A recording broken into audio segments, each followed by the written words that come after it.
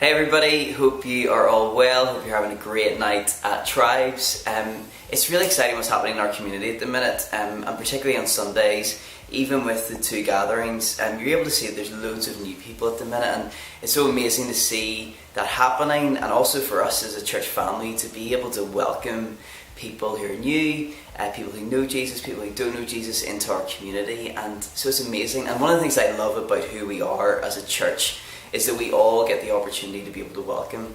That there is a welcome team who do an incredible job, and people say to us all the time that actually our welcome team is one of the best that they've ever experienced. But the amazing thing is whenever we're able to look out on Sunday mornings and to see that each of us also kind of take up the role of being a welcomer, and we're meeting with new people and we're chatting with them, making them feel really, really welcome. So can I just encourage you to keep doing that? It's amazing to see that happening. And just one really practical thing that will really help us on Sundays, and whenever you are coming to the services, we just ask if you could just move as close to the front of the room as possible, just particularly whenever people are arriving for the very first time.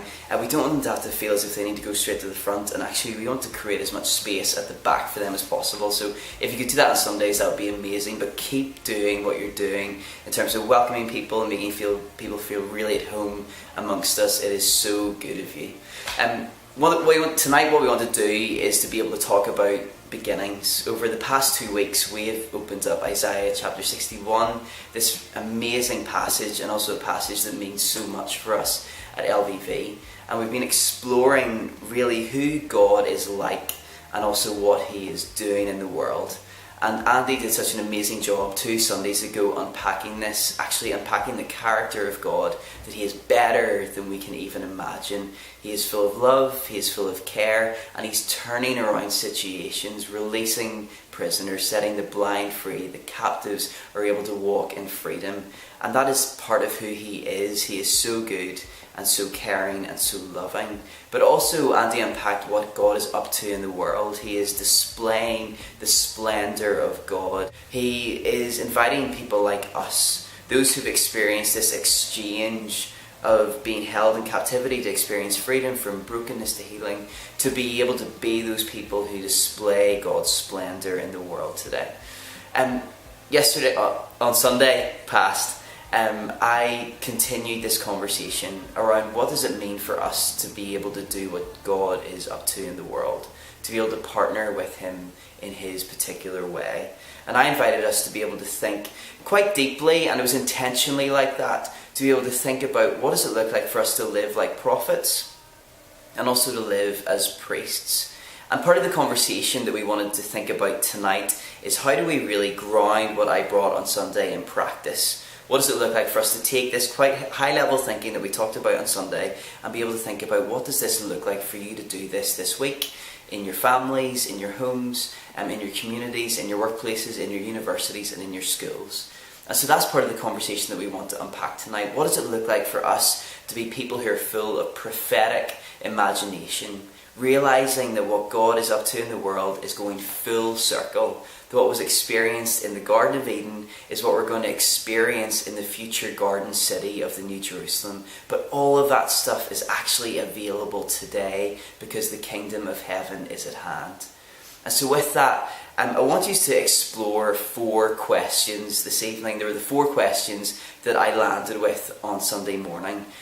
Your leaders will have them, so they'll be able to unpack them for you a little bit further.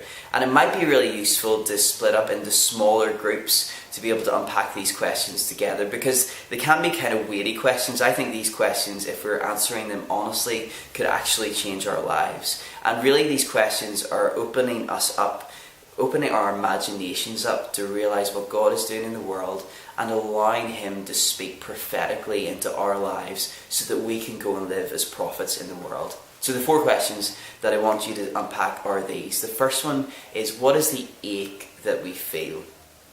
Romans says that the whole of creation is groaning in pregnant anticipation of this future city, of the renewal and the restoration and the rebuilding that is going to come to an end one day. So what is the ache that you feel? What is the things that you long for?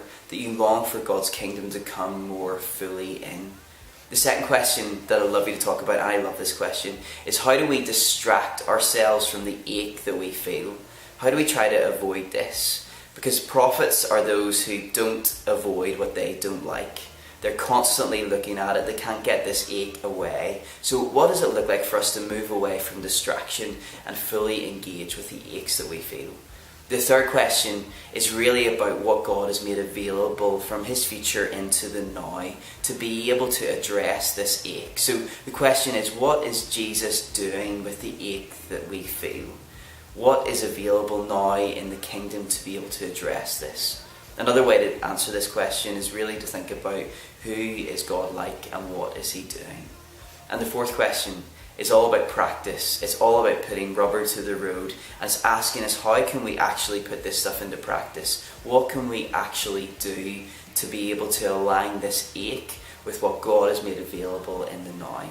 So those are 4 questions that will stir your conversations, that will provoke your imaginations, but hopefully will allow you to leave Tribe tonight, whichever home you're in, to go and put this stuff into practice in your everyday, ordinary lives. I'm going to be praying for you as you unpack this week. Hope you have a great time in Tribes, and we will see you on Sunday. Thanks.